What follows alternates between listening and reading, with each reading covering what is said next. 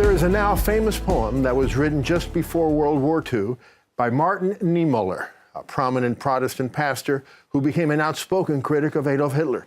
The poem reads, "First they came for the socialist, and I did not speak out because I was not a socialist. Then they came for the trade unionist, and I did not speak out because I was not a trade unionist. Then they came for the Jews, and I did not speak out because I was not a Jew. Then they came for me, and there was no one left to speak for me." Chilling words as clouds of fascism formed over Europe and as Nazi Germany began embarking on the construction of concentration camps, camps that would eventually become extermination centers where more than 2/3 of all of Europe's Jews were murdered. As the war raged across the Atlantic and Pacific Oceans, here in America, concentration camps were also constructed. In the name of national security, the United States government interned 120,000 Japanese citizens and legal residents without due process. And history has since judged this one of America's darkest and most shameful moments. Now, the International Center of Photography will host an exhibition entitled "Then They Came For Me: Incarceration of Japanese Americans During World War II." MetroFocus contributor Steve Adubato caught up with a very special guest at the exhibit, New York Senior Senator and Senate Minority Leader Chuck Schumer. Thank you, Raf. We're talking to United States Senator Chuck Schumer. The senator has just toured, and there's a group of people here at the ICP Museum. This exhibit, "Then They Came For Me: Incarceration of Japanese Americans During World War II." Senator, you saw this first in Chicago, this exhibit. What moved you so much, and why are you so moved again today? Well, first, these are fine people, immigrants, children, grandchildren of immigrants. They looked a little different, maybe had different last names, but they were as American as any one of us.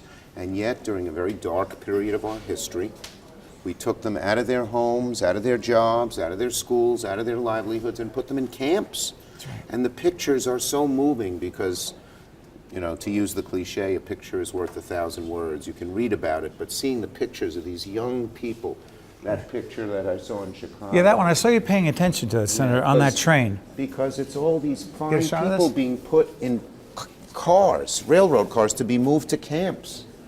It just brings home what we were doing.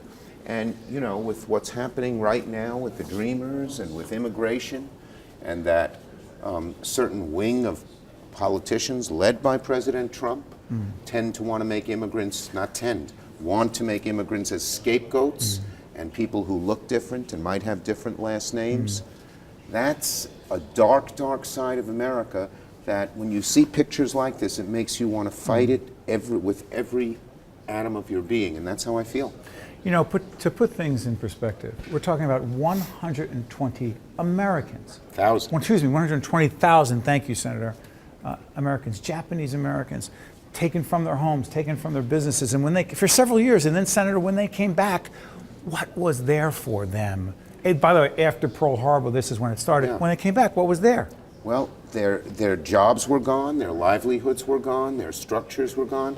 But these, like almost every immigrant, were resilient people, and they came back and became good Americans once again.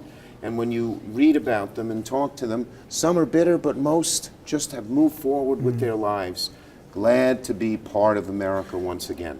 So, Senator, for those who say, you know, it's for national security, that's what we did then in the 40s, and we need to do that again now with a different group of people, what do you say to those folks? Let's make no mistake about it. In both cases, and particularly now, that's a total excuse. These are some of the Dreamers and the immigrants that we have in America are by and large some of the finest people that we have. They work hard. They just want to be part of the American dream, and that is what's made America great. Whether it was in the 40s or today, or way back when, you know, in 1892 when my ancestors came here. My middle name is Ellis Island. My daughter's middle name is Emma, named by my wife and I for Emma Lazarus, the poet who wrote "Give Me Your Time" on the Statue of Liberty. So I have believed in immigration my whole life, I think both for humane reasons, but for economic reasons.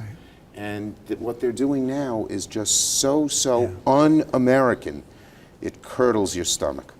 By the way, you see the senator talking to other people here. There is a large group of people gathered here at the ICP Museum, and these photographs, and you'll see it throughout the segment we're doing here, They're extraordinary. Some great artists, great photographers. One of them. Why does that stand out, though? This What do is you mean? well, there's an artist named Mr. Miyataka. He was a photographer. Now, they didn't allow pictures in the camps because they were ashamed. They didn't want anyone to see it. They didn't want anyone The federal to see it. government, you mean? That's correct. But he took those pictures, and a good number of them are here.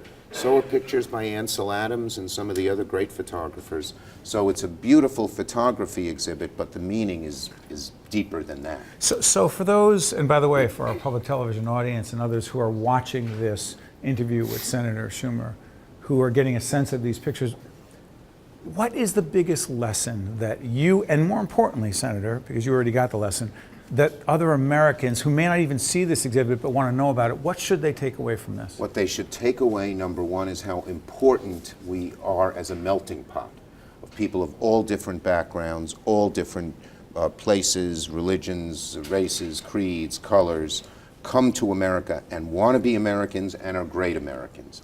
Second, that when people use them as scapegoats, as political footballs, we have to fight back and fight back and fight back, because America can. We are still a country where if you fight back and appeal to the better angels of our nature, we can succeed. So finally, Senator, by the way, I want to thank you for joining us. And the Senator will be joining my colleague, Raphael Piermont, in another segment down the road to talk, if you will, the issues like the Gateway Tunnel and let's call it the drama going on in Washington. That's another conversation. That's a different issue. But the final question is this. For those Americans who say, we need to protect ourselves from, quote, them, your final message to those folks? Them is us.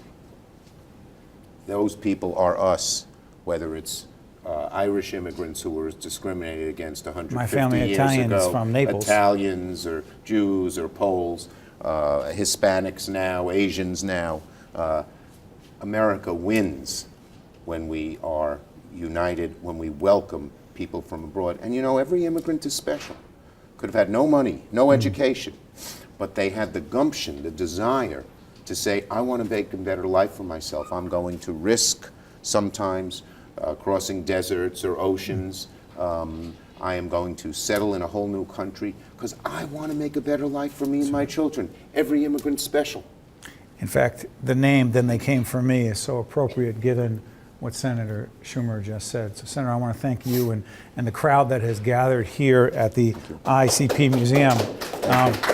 We don't normally tell them where it is. Yeah. By the way, the ICP. I want to make sure everyone knows. Please, everyone knows so you can come. 250 Bowery, New York, Lower Manhattan. It is extraordinary. It's a powerful Where's that? exhibit. The Senator saw it first in Chicago. It's so thrilling that it's here in New York. Make it your business to come check it out. One more time, I want to thank you, Senator. you. Thanks so much. Appreciate it. Thank everyone here as well. Thank you, everybody. Thank you, Steve. And we look forward to hosting Senator Schumer here at Metro Focus in the coming weeks.